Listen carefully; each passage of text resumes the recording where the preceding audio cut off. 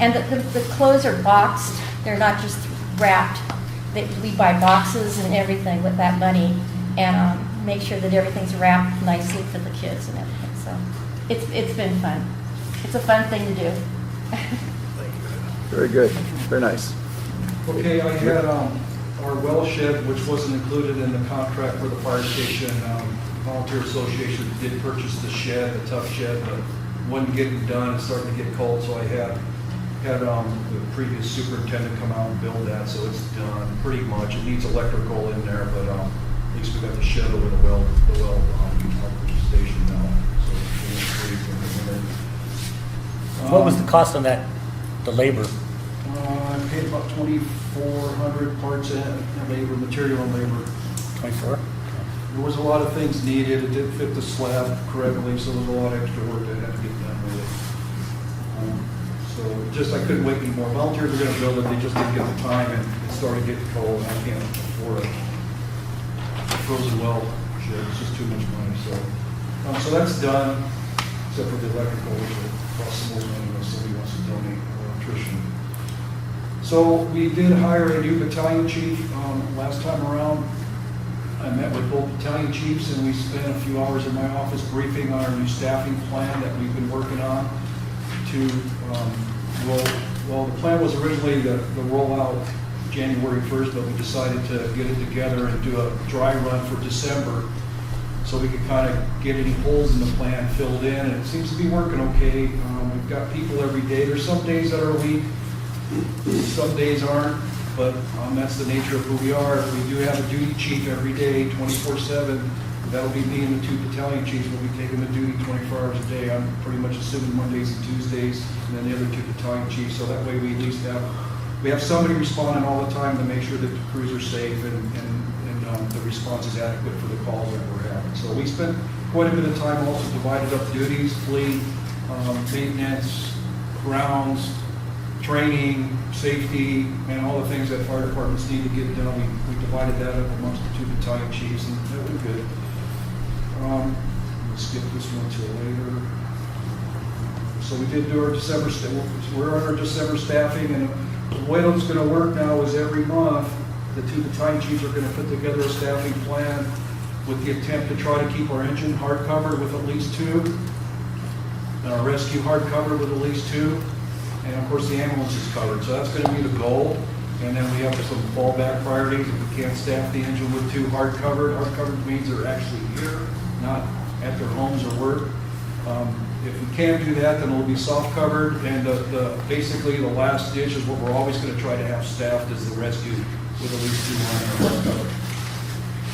And that just depends on how well we do with our staff. And we've got lots of folks, but it's a challenge. But they did good on December, so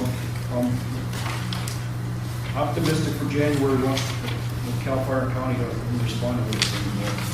We're right in the middle of putting on a first responder medical course, and if people don't know what that is, it's a first aid class on steroids, basically just a step below EMT. It's a good course. The volunteers are going through it. I'll make it mandatory for all volunteers. Well, basically all personnel, that's the minimum level of medical training we're going to have. It just takes a long time. It's a long course. It's very detailed. So Jason Kiker's heading that up. We're working on putting another course on, and for the people that haven't been able to get in that course, but it's been going on, and I met with him and James last week about some options to try to get people through it quicker. It's a lot of material, and if somebody's never been exposed to it, it's a lot to learn in a short period of time. But we want to make sure everybody that responds out here has some degree of medical training. We just reapplied for our GEMT grant this year, and Rebecca, what's the number? Sorry. 35,000. 35,000? Okay, that's the grant that we get from, it's a federal grant that we get to help close the gap between our ambulance calls for Medicare patients and what it actually costs us and what Medicare pays. It's a grant and that's a grant we kind of sniffed out a year or so ago that was available. It's been available to us for a long time, but I guess they didn't know about it before, but we got that going. That'll be the bring in some money for us. Unfortunately, we did get final way back in April, but That was on the condition that we settle up with our grading plan. And part of our, inside the grading plan for the new station is our landscaping plan. Well, it's not done yet. So our engineer was not going to sign off on our landscape plan, which is a trigger to grading plan, to be signed off. So we have to plant some trees and do some things, and there's some growth that's not occurring at the station. Long story short, we have to give the county another $2,500 to keep sending inspectors out here and work through to get it. But I think we're done. I think our engineer was willing to sign off the landscape plan. The last I talked to him, he was cycling that through the county, and hopefully we can pull that out and have county public works out there at the fire station. We did open up a new recycling. I forgot to mention last time, we generate quite a bit of recycling here at the station, so we kind of tasked Missy with that. So we're recycling now with, got a little plant, a little recycling plant out here. It's a challenge to keep it going because it takes somebody to manage it, but we're working on it. We have a dumpster now just for recycling, so we're not wasting so much. I paid a visit. I was requested by Greg Schuett, who runs Camp Reimagined, the 6th grade camp. I don't know if people have been around for a while, you know what that is, outdoor education camp. He wanted me to come down and talk about some shelter-in-place strategies for their camp. I took a ride down there last week, right in the heart of the east winds. Just coincidentally, that's when we made the appointment, so the winds were blowing pretty, not just before they really surfaced here, so it was blowing pretty good, but nothing we haven't seen before. So we've talked a lot. They really don't have any contingency plans in place down there. So I threw out a lot of suggestions, some trigger points of when to evacuate the camp, trigger points of when to cancel the camp, maybe get a hazardous fuels reduction plan there that they need to get done inside the interior of the camp. So identifying some buildings that they could shelter in place, because they're running a couple hundred kids in there at a time. So I got them tied in with CAL FIRE because that's really their thing. I don't have the capacity of the people to help them with that. So hopefully they're going to start working together. I'm going to provide some input. I have substantial experience in that. So if they need my help, then we'll get them some good plans to have in case you get these future swing events to come in. So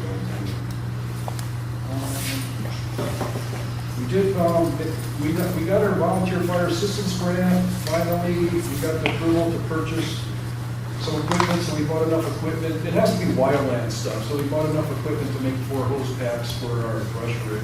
That's ordered now. We also applied for a Homeland Security grant, about $8,000 worth. I met with Pat Bonetta yesterday. She's interested in helping us write some larger, safer grants, so we gave her some ideas, and she's working on it. Those are heavy lift grants with a lot of paperwork involved, so we'll see what she gets on that. The Kunai Conservancy Group came out yesterday, I think it was. To look at the Mosler Memorial that's been built. It's a boulder with a dedication to her for donating the property that the tribe has had for quite a while. So we picked a spot over there by the old well house. There's a stake there if you want to look.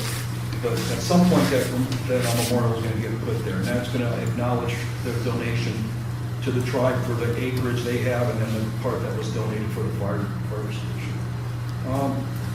I'm going to be on vacation from 12/21 to 12/28, and I'm going to leave BC Stowers in charge. I'll be available cell phone and email like normal. I'm just going to Colorado visit my family here. And the last thing, I don't know when I put this last, let me talk to Rebecca. So we've got this workers' compensation issue that we've been dealing with. We went down last week, I believe. There's letters in the board packets, but I'm going to have Rebecca explain the issue. She can do it a lot better than me as far as how we're working and how we're working to resolve the issue. Last month I described the process for our workers' comp audit and the result that came out of the June 30th, 2016 workers' comp audit, which resulted in a significant balance due for 2 reasons. One was estimates of the wages were lower than actual wages turned out to be, and the second reason was classification of certain employees.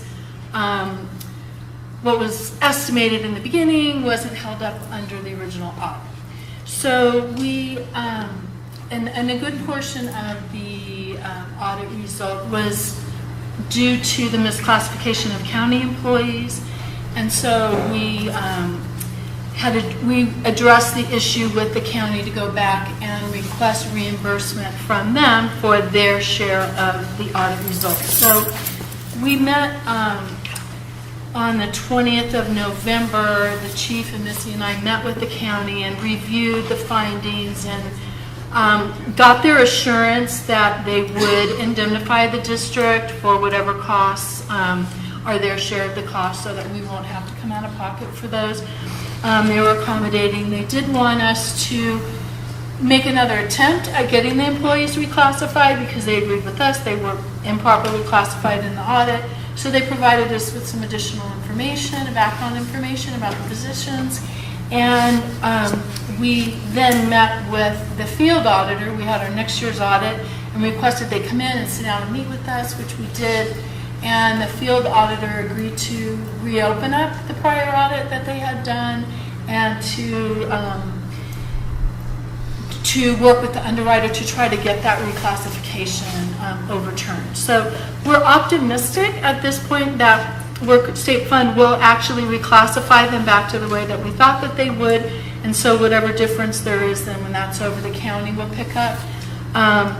And so we were still waiting to hear from the underwriter, so probably this week or next week we'll hear whether or not we need to go back to the county and reprocess the bill and ask them to pay it, which they've agreed to do. They've actually reached out to us this week saying, what's the result? We want to cut you a check.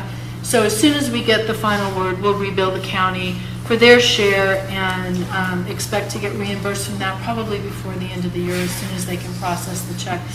And also then get a refund from workers' comp if they have reclassified wages and fees that we've already done. So I think it's going to have a very good resolution.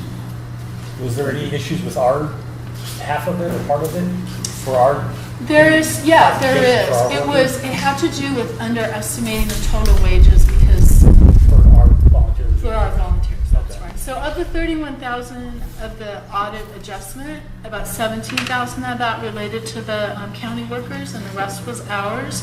So the $13,000 that ended up being ours was the reason, that was the portion that was the result of underestimating the ambulance wages in the beginning. Okay. And rolling this forward, the current year that's being on is 6/30/17.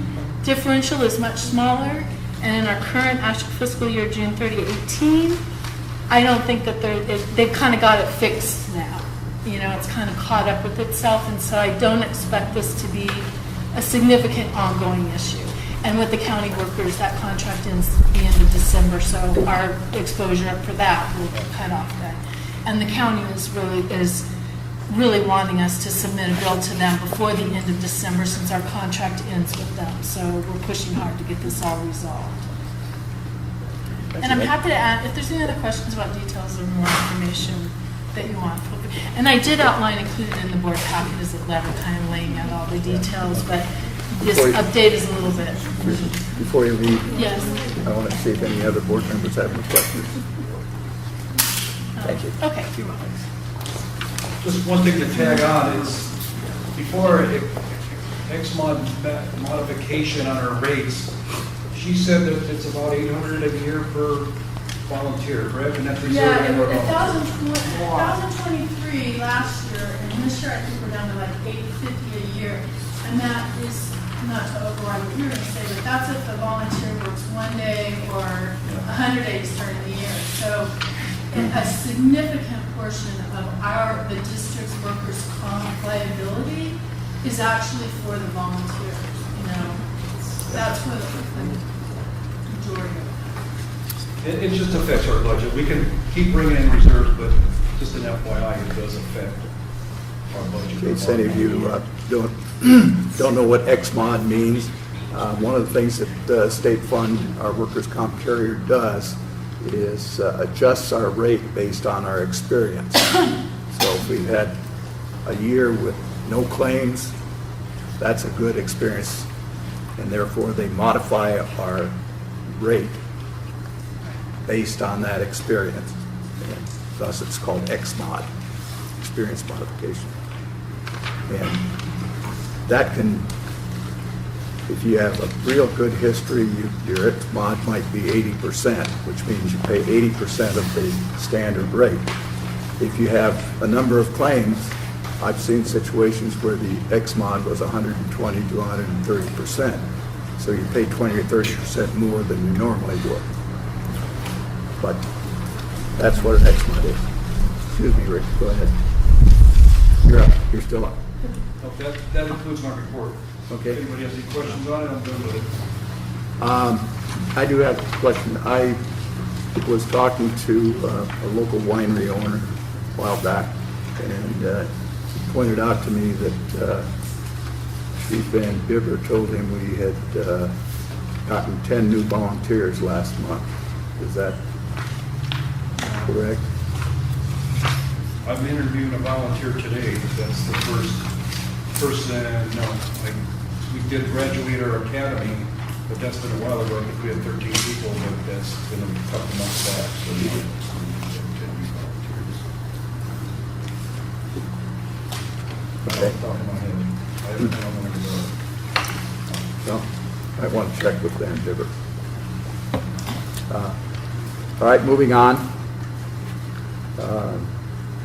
Letter of intent for dispatch service. Chief Marinelli. So in the board packet, part of the January 1st is we lose through dispatching from CAL FIRE. And I've met with them, and their proposal is in your board packet. They want a 3.5-year contract. They're okay with waiving the fees till our next fiscal year, which is good to know, because we didn't plan for that cost in our budget. They're going to be doing it for $40 per call based on calendar year 2017. They're going to run some reports. It's not going to include certain ambulance calls that are outside of our district and a few other miscellaneous calls, like a CAL FIRE jurisdictional call that our guys may have responded to. So they're going to use calendar year 17's call volume based on the information I just said and establish at $40 per call at our rate. And it'll start July 1st, so we'll essentially still have free dispatching until then. What they need, and there's a list of services they're going to provide. It's pretty lengthy. It's in the board package or something.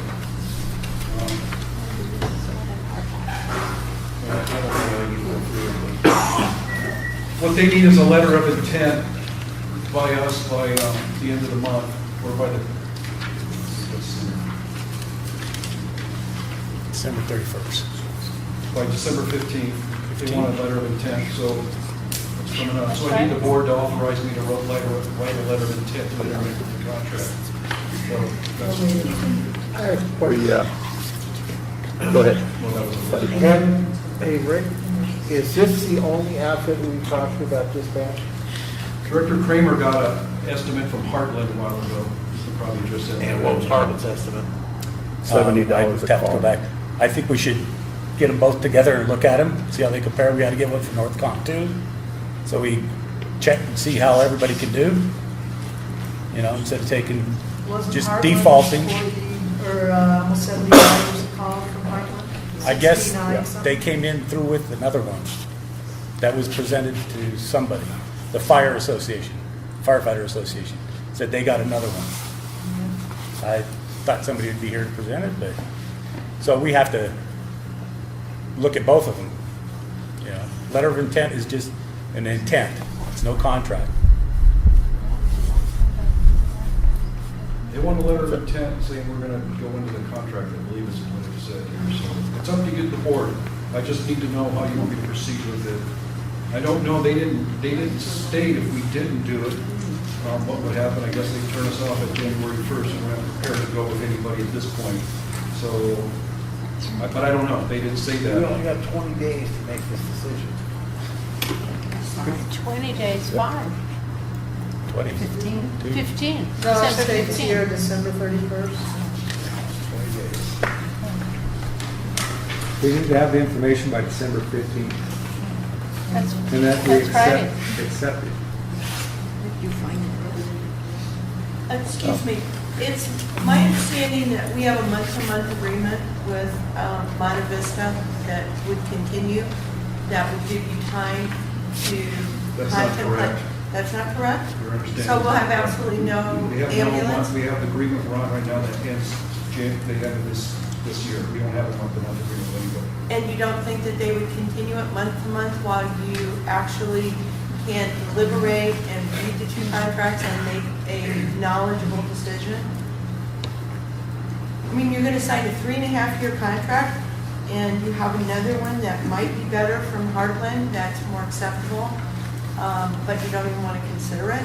What we've seen from Heartland as a board was $69 and change, and that came in, I believe, in August or September, October, somewhere in there. But doesn't the ambulance sort of pay for itself? I'm not sure what that has to do with it. Yeah, where are we going with that? Well, that's a Well, question what I'm I've saying got. is you get what you pay for. So maybe Heartland might be higher, but you don't know if you don't even consider their proposal. And maybe it's higher because there are more benefits, but I don't even know if Heartland. how can you make decisions when you've only really looked at one proposal? I've read them both. I've read both Well, good, proposals. but the rest of your board hasn't. This is, Well, like the state, Oh, well, apparently it's not in my. The comparison is that Heartland had offered to provide the service for $69 per call, plus the other extras that would be required to be able to provide the service. let me jump on that real quick, Jed. And, okay, If you look at the back page of your proposal that's in here, the $40 rate includes everything, and I checked this against the Heartland one, the $40 rate includes everything listed in here. Heartland's proposal was the rate they quoted us, and there was extra for all these extra things in here. So it was quite a bit higher. They're the only other provider out there that we could entertain looking at is North County Fire. I don't know that they're even willing to enter an agreement with us. We haven't checked. So, again, that's where we are. As a Okay.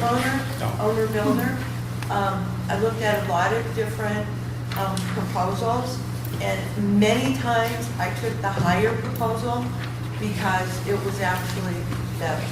So I'm just saying that. But I would not want to make a decision unless I had thoroughly reviewed both. And maybe Heartland, Thank you. if you negotiate with them and said, I had this offer from whatever, but you're better, could you adjust it? I mean, you need to negotiate things, or at least consider them. That's I my think we have, opinion. yes, we have. Sir? I do know Heartland did send an updated bid, so I would take the time to look at that because it was a match meter beat bid. So keep that in mind before any decisions made here. Also, a 2-year contract or 3-year contract for dispatch doesn't give you any wiggle room. If you do a year-to-year, you have the ability to fix problems that come along through the year. And that would be We've learned all probably these a contracts smarter. have a 90-day opt-out clause. So We've learned that at our last contract. And Heartland does work very well in this area. We use Heartland. They used to be the inland area through this area. So all of their systems are still in place, so that's something to think about. Thank you. Okay, thank you. Having read both of the proposals, unless there's something that I haven't seen. that's my question. He is just where said there this was- is He said coming there's up. nothing. He just said Another there's thing more is, coming out. Please. at one time, Rick, you did say that us staying under Monte Vista puts us under their control. They want that so they can control us. And I don't know if that's a good factor. As a firefighter for almost 40 years, working under the same radio system as your major cooperator, actual frequencies, is a huge advantage. And if we go to another dispatcher, we won't have that. CAL FIRE, local CAL FIRE guys, who's going to be our first mutual aid resource, works under specific frequencies that'll be the same ones we'd be using. If we went to Heartland or North County, they'd be different. I'm not saying it's not doable.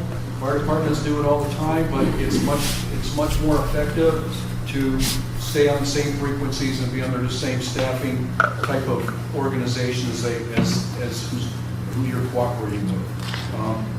That's professional input, and take what you want with it. But we do not, no agency, we're staying independent. No agency is going to control us or control our resources. It's It's one of the reasons why I promoted another battalion chief, duty chief. We'll call Monte Vista and say, we don't have any resources to send out of district, nothing's leaving the district, so on and so forth. Also even requesting cover equipment if they'll let us, but that's what duty chiefs do. So nobody will control our equipment besides the duty chief that's on that day for the district. And that's why we have 724 coverage for that. That's pretty much standard operating on every fire department on the planet, or at least in the country. Yes, sir. So here in the county, any wildland fire is worked off the VHF system, which is part of the cooperators and mutual aid system. So there really isn't a problem with switching channels. We're all doing it anyway as we stand. The Heartland system is part of the county's 800 system. You get your own band. We have our own band on it that we are able to use. We share it with ourselves, Corona, and Campo. And they split it up so there's not a lot of overlapping traffic on that. So, but realistically, all you're doing is changing names. There's not a big change in radio service. All they do is when you respond to a call now, you go to a different channel than you did before. And that's for local area responses. Any statewide responses are still going to be on the same frequencies they always have been. So that's what's up. Where is this Well, we're faced updated with- email that we are talking about, or this updated proposal? Who received this? From my understanding, it went to your firefighters association. Why would it go to the firefighters association? They're not an operational entity. Again, that's just something I that thought they were going to present it here, that's what they said. Brian, did you know about this? That hoping they would present, or? Yeah, they contacted me and said they contacted to get a letter of proposal from Heartland, a new one, I guess, because they saw it on the agenda, and I thought they'd have it here to So this has present. been brought up now, and kind of we're high and dry on not knowing anything Well, about this. we're signing the letter of Kind intent. embarrassing. It's a letter of intent, we aren't signing the contract. Because they haven't came back, so we can still look at both proposals. We'll We tell can, them. but we haven't seen it. Right, well, we'll talk to them and get it. And obviously, other people have, but the people who need to make the decision haven't. Which is why you shouldn't vote on it today. Brian, I want to be very clear. It says, should JCFPD decide to accept this proposal, please notify County Fire in writing by December 15th. So that means we're accepting. It doesn't intent. It says accept. What's that? I clarified with the county, because first there was a couple It says accept. There was a couple of things they wanted. They wanted a letter of intent and a resolution. I asked, do we need a letter of intent or a resolution? A letter of intent will suffice. I'm taking people at their word. I don't have an experience of working with a bunch of liars. Maybe other people do, but I don't. I don't have any doubt. The thing is we need a dispatch service by January 1st. If we don't, it doesn't matter how many volunteers I go, we're not getting calls. So, and I need it clear and concise, and I can't not have confusion on it. So I need a decision by the board today. We don't have time to go to somebody else and then the board to come back and meet. Our next meeting's not till January. So we need to resolve this. If you guys want to push it off, I can't guarantee we're going to have dispatch service on January 1st. Why did we wait till today? So that we wouldn't have any other. Because apparently you guys received this, We're not the board. I'm not the board. We didn't get it. Received anything. Brian knows about it, we don't. You guys know about it, we don't. Excuse me, I work for a county agency, not this county. It's very easy to write a letter of intent and just say pending, Northcom and whatever Sure. else, review of their RFP. It's easy. I mean, you're gonna write the letter, you write it, you just say pending this. You don't write, we're guaranteed. It's like that simple. Even if we sign a contract, there's a 90-day out, so we could go out to bid anytime in the next 3.5 years if we weren't happy with the service we were receiving from whoever we choose. Easy, simple, send it out to But bid. You want the best deal. and Shop at Walmart. We get price 10% is off. most likely the dictator of which way we would go. Dispatching is I've got a question on not, that too, is that it's not brain surgery. for the most part, the dispatch comes through for medical, 90% of our calls are medical. So isn't the medical paying for most of the dispatch?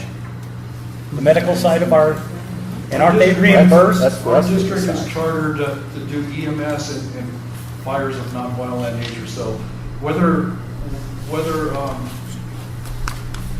But the medical side gets reimbursed for calls and everything like that, for dispatch, right? No, just our billing for our ambulance will stay the same. We don't bill for dispatching on our billing to the patient. It's Does not the county give dispatch. us any subsidy for dispatch on the ambulance side? No. They give us a subsidy to operate the ambulance, but they don't specify that this part of it's for dispatch and this part is for safety. Because I heard somebody say that we did get a $50 subsidy for dispatch. We get we get. I don't know. I'm asking. We get a first for responder, clarification. we collect a $50 first responder that the county gives the first responder agencies per call. We do get that. So we have money coming in for those types of things. We're already collecting that money, so we're not gonna collect more.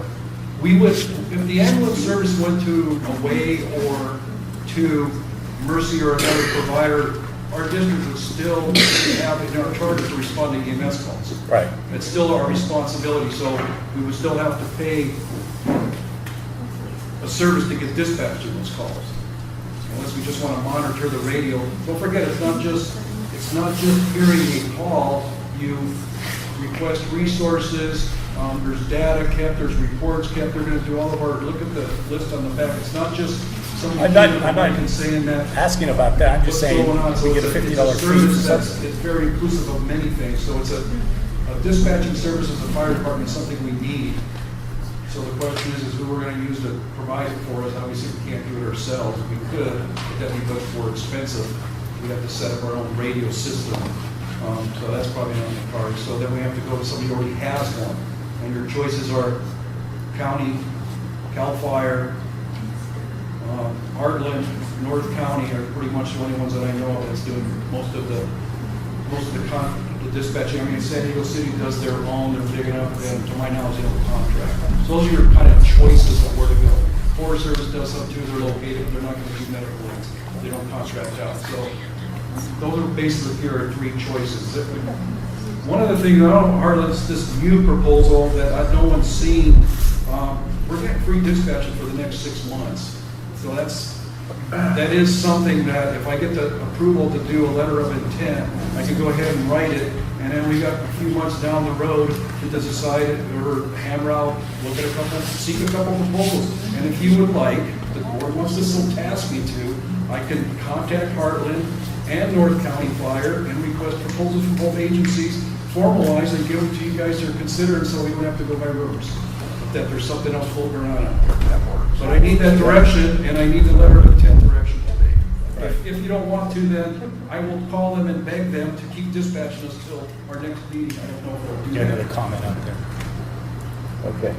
Just to the board, I've worked under all three dispatching systems for a significant amount of time. Looking at the price obviously is a major point. I know it's not necessarily my point to talk about that, but there are significant delays with Modus' dispatch system compared to the other two. That's all I'm going to say. They are not able to alert all the units at the same time. So when you're getting dispatched to a structure fire with a large response or a traffic collision with a large response, they have to individually alert each station. That's why you hear the beeps and everything else over the radio, the multiple long tones that no other dispatch system has. It's designed for a wildland dispatch. There have been delays I've experienced up to 18 minutes. From the time that we get the rip and run and pagers to overhead. Every system has its issues. Every system is not perfect. However, I just look into it. That's all I can say. Thank you. I would suggest that we authorize the chief to write the letter of intent that'll set in motion establishing the relationship. At some point, we will be asked to sign a contract. And if we're not ready at that point, we can sign the contract. We can still go back out to bid and try to evaluate each of the systems.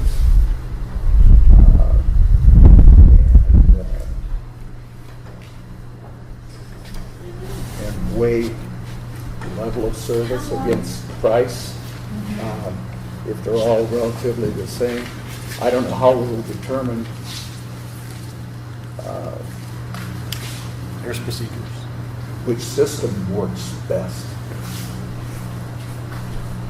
We need to talk to people who have both systems, or either one. But Right. if we learn somehow that one system has better features, as the gentleman said, they're not all alike, they each have their shortcomings. We need to be able to weigh the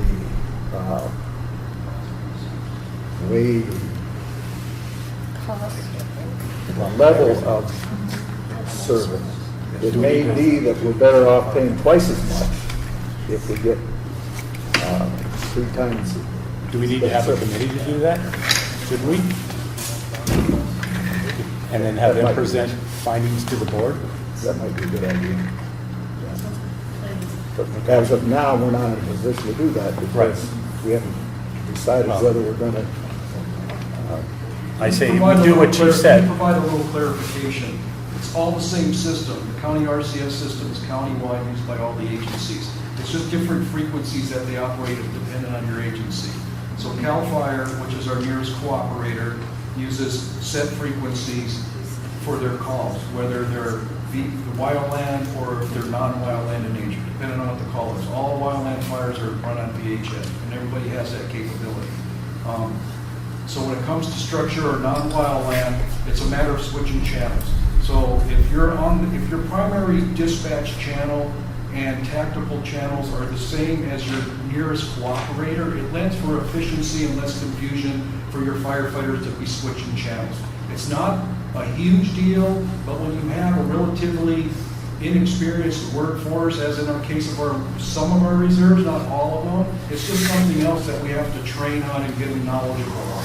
So for instance, if we went with North County Fire, then we're not going to be on the same frequencies as the CAL FIRE folks here or San Isabel Fire.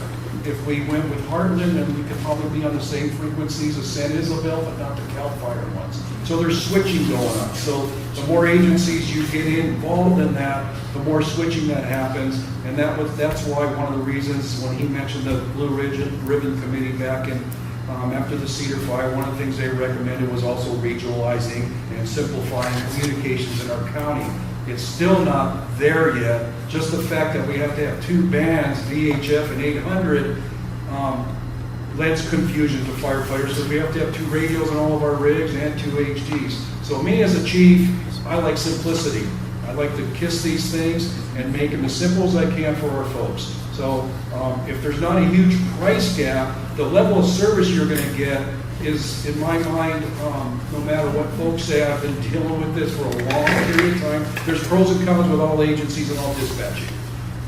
So we're going to get the level of service. To me, it's all about cost and efficiency. If we stay on the same frequencies as our cooperators, it's easier to train and efficiency. If it's not cost effective, then we should look at something else. But if it's cost effective and efficient, we're beating our head against the wall just because we have some animosity towards council, and that's not effective for the public. Here. Period. Hey, Chief, was that the reason why that they, I believe it was the Cedar Fire, correct me if I'm wrong, that they didn't use the military aircraft that the Marine Corps and the Navy were saying, here, we got it? Communication Because was a of big that? part. It still is part of that. Having our radio frequencies and military aircraft is still a big part. There's one other thing on that. There's the political end of that too, is that there's a big list of contractors in the state. They're contracted to the state providing these fire services. That has to be exhausted first before they can talk to the military. So that was the big problem. And the fact that they didn't know what the hell they were doing during the Cedar Fire. Well, they used the military with the Lilac Fire. Yeah, They because did get involved there, so they got some of the issues worked out. they changed the laws quite a bit after Right. 2000. There's actually been a great deal of training with the military since then. Right. A personal friend of mine is actually for the military firefighting, and that did come into play. There was even an instance where they dropped the bucket versus the water up here.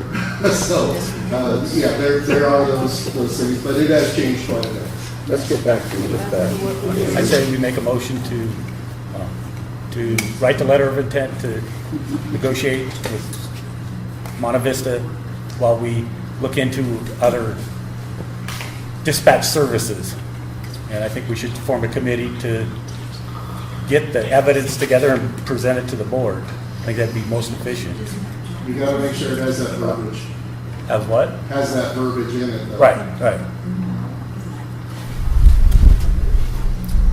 Just make a second of the motion. Somebody more eloquent want to say it? I'll second that motion. Okay. The motion is to authorize the chief to send a letter of intent to CAL FIRE. Any further discussion, or have we? There's one thing I just wanted to mention. Brian, Buddy, Yes. one of the reasons we left Heartland was because of their service. Were you on with this? Right. And also their Have fees. they changed? I mean, are they better or, because Heartland, I remember our other chief thought we were having problems galore with Heartland. I mean, and that's one of the reasons we switched over to the other dispatcher because of that. And I don't know if it's changed or not, but you know, it cost efficient what they give you, but how do they run their operation too? You know? I don't want, Huh? one statement on that, I can't give you an opinion on that because my son, my oldest son, who's a chief down in Heartland, Okay.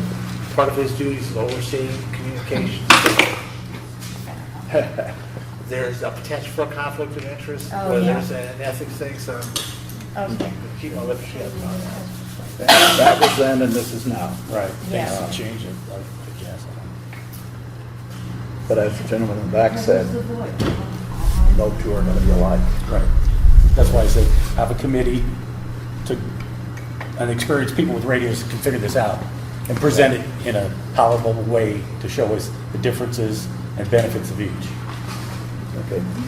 All right, any further discussion? Yes, sir. Steve? This is the board, the committee that you're going to form, are they going to consider the effectiveness and the cost is very easy to calculate of going with the county? Yeah, that's All what the- I all the would want them resources to that do. they have, And it's going to be for free. Yeah, the It's cost, apples and apples, not apples and oranges. cost comparison is very easy. Dollars are dollars. You pay for this, you pay for that, and But efficiency is certainly high priority. So it is. Yeah, If you're And getting 3 times the service, then, if you can get it at twice the cost. that's very subjective. beneficial. So I just hope that the board is going We need to to. look into it, is my opinion. yeah. The county's communications effort and the amount of handy copies that they have available in mobile units. And the fact that we've been with Heartland, or with, We've been with both of them, and we didn't like either one of them, so we changed. yeah. Northcom's next. Well, we we started haven't with had- county fire, we started with Station X, and when the county did their little rigmarole in 1980 saying volunteers, get out of here, we entertained Heartland. Heartland started screwing our calls up, dispatching us to calls that didn't have to do with us, dispatching missing calls here, went to CAL FIRE. CAL FIRE had a couple issues with Banner Grade. We had a patient full cardiac arrest. The guy in charge of dispatch down there decided this was a call for Shelter Valley. Shelter Valley didn't have an AED, they didn't have any of the services to do this, well within our district. Unfortunately, the person passed away. So back to Heartland. Then, you know, it just, and then it was a price war, the bidding from there on out. Dispatching is being done by human beings. And there's failures. There are failures. There are going to be failures under any system. But Well, we have the a motion's on the floor. I'd Yes. like to call the motion. Call the question. The question's called. All those in favor say aye. Aye. Opposed, say no. Motion carries.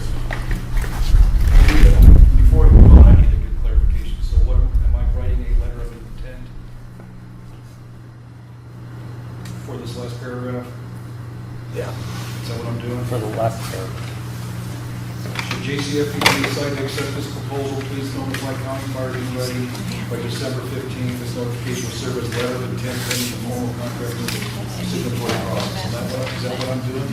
Yeah. While you're Caveat that we're checking out. while you're negotiating the details of a contract, we'll be doing our own thing. Look at other All right, possibilities. I'll wait whatever it is.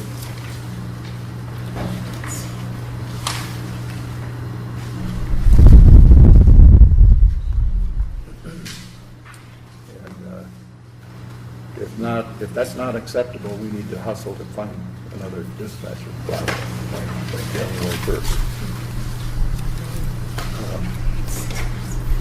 San Pasquale potential water tender donation.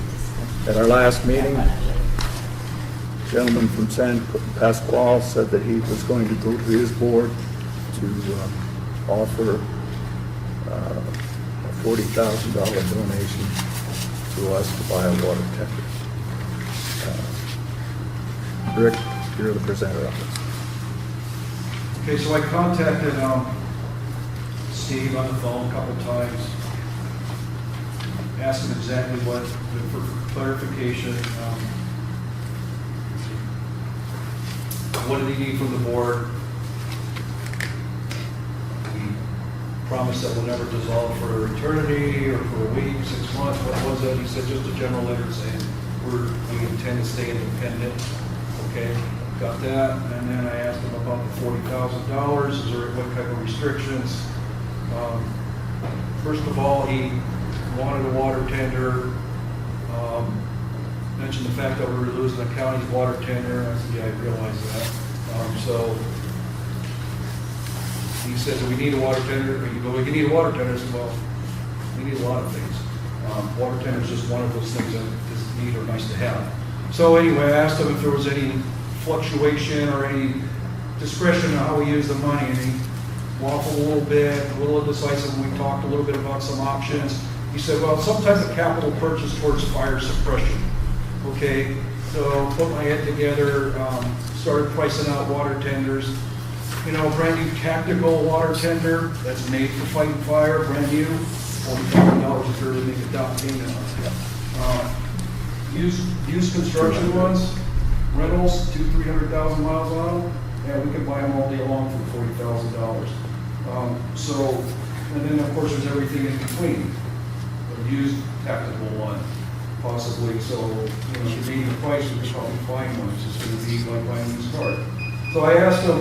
We also have other needs. Our fleet of vehicles is aging. Our utilities are all old except for the one that I drive. They've got way over 100,000 miles on them, whereas the two Yukons are in pretty poor shape. And that Ford that we have out there that we got donated from San Pasquale has way over 100,000 miles on it, probably get close to 2, maybe even more than I got. So I thought, well, maybe we could be better served if we could get a couple of Ford Explorers, use $20,000 or something to replace our Yukons with. So if we break a truck, I still have chief officer vehicles. And so I called him with that. He said, no, water tender. So there it is. I checked with our fleet mechanic, and I asked him what he thought a used water tender would cost us in annual services. Of course, it's impossible to say that's going to be considered fleet, you know, fire equipment, so you need a fire mechanic to work on it. Just estimated, you know, minor maintenance and then annual servicing between $4,000 to $5,000 a year. And of course, we would have to pay fuel. The county currently pays fuel on that and all the maintenance on what we have. And then we would have to continue paying liability insurance on the new water tender that we bought. Right now, we're paying $876 a year on this water tender, which that'll be $876 in savings once the county takes that water tender away at the end of this year. So, we need a decision from the board what you'd like me to do on this. If we get that $40,000, the straight out of it, we have to go buy a used water tender for that. Just an FYI, our capital, our reserves are, I think they were down to 125. We have reserves right now. We don't. So this is a board decision, your determined level of service. Just an FYI, as far as a chief and tactical considerations, all of our communities have, our subdivisions have hydrant systems.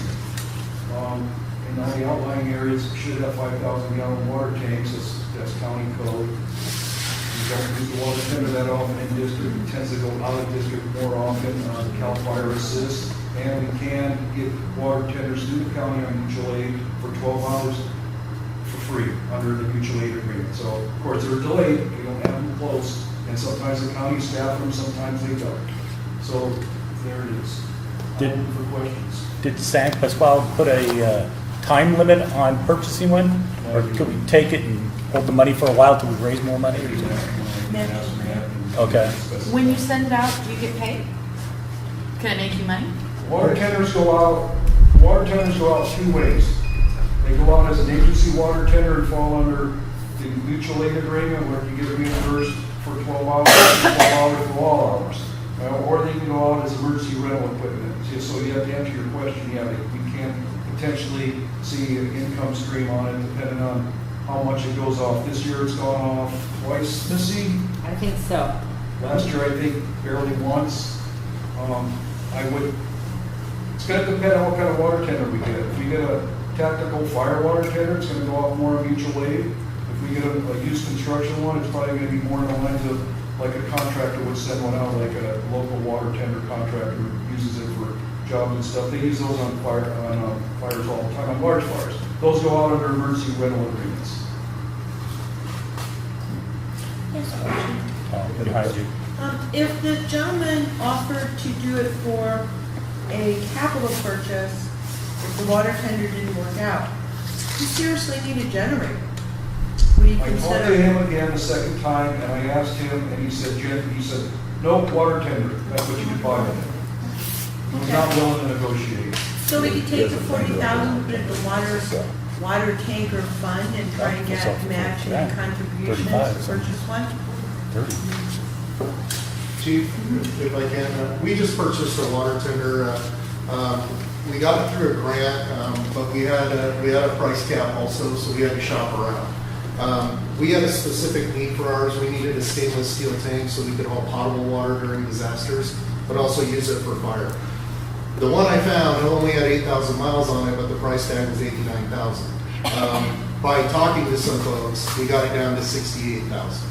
Which was within our range. So it is available to find good quality used equipment like that. Just have to shop around. So we can request yours on the mutual aid.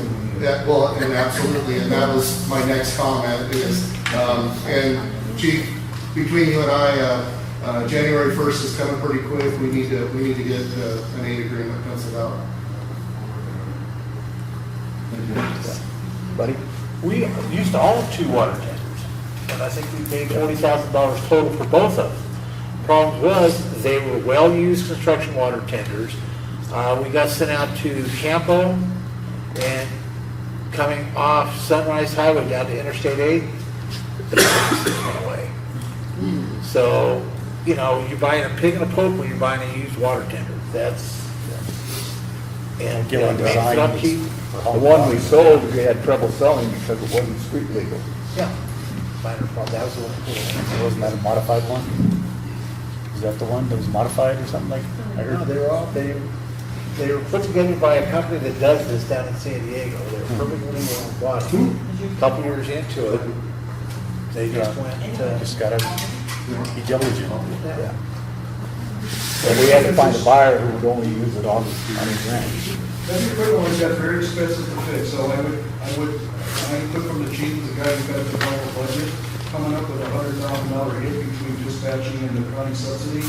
It's gonna be tough to pull money out of the bank to pay for the remainder of what it's gonna cost us. Because we get one, we're gonna have to get it up to speed. We have to put radios in it, county owns the radios that are in that one.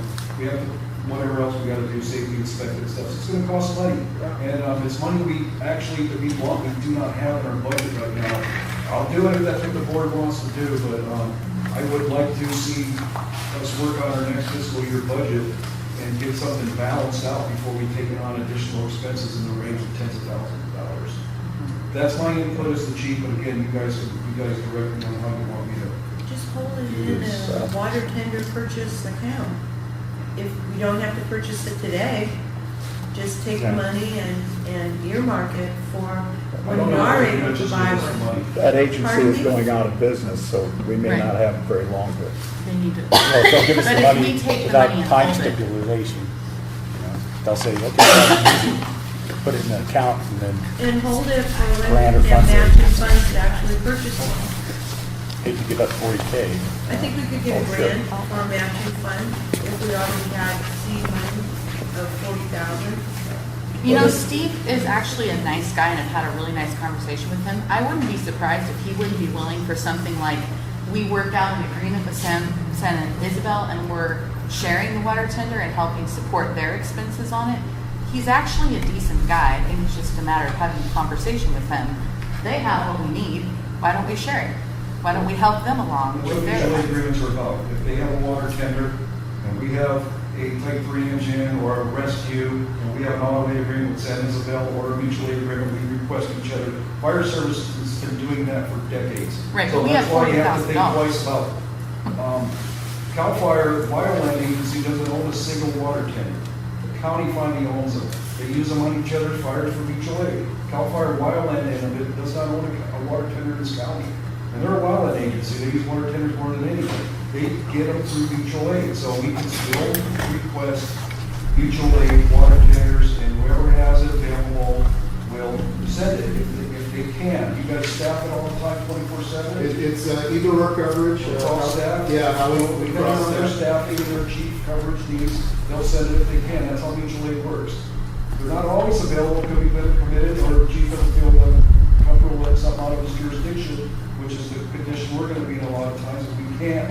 We were in that condition this last east wind event. I told the guys, that's it, nothing's legal. We got too much stuff gone, and we can't afford to send anything away, we gotta protect the home front. That's what chiefs do. So, that's how mutual aid works. Most of the time, it's gonna be available, sometimes it won't. Chief, also, there's other avenues, there's GSA, there's other things for federal access equipment. So there might be options there for you also for the water tender needs.